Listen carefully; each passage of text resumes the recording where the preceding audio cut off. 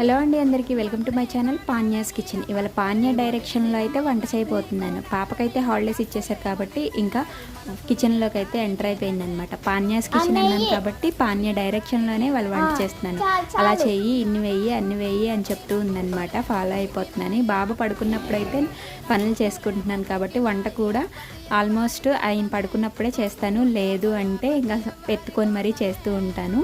ఇంకా ఇడ్లీలోకి కరివేపాకు కారం చేద్దామని అయితే మొదలుపెట్టానమాట. ఒక్కోసారి ఒకే మామిడికాయ ఉంది, మామిడికాయల సీజన్ వచ్చేసింది కాబట్టి ఎండుమిరపకాయలు వేసేసి పచ్చడి అయితే చేసేసాను. మా పాప అయితే ఆమ్లెట్ వేసి ఇచ్చింది. చక్కగా పచ్చడి వేసుకొని అన్నం అయితే తినేసాను అనమాట. మా పాప వేసే సింపుల్ ఆమ్లెట్స్ అయితే ఇలాంటి పచ్చడిలోకి, పప్పుల్లోకి బాగుంటాయి. ఈ మధ్య ఆమ్లెట్లు వేయటం కూడా నేర్చుకుందనమాట.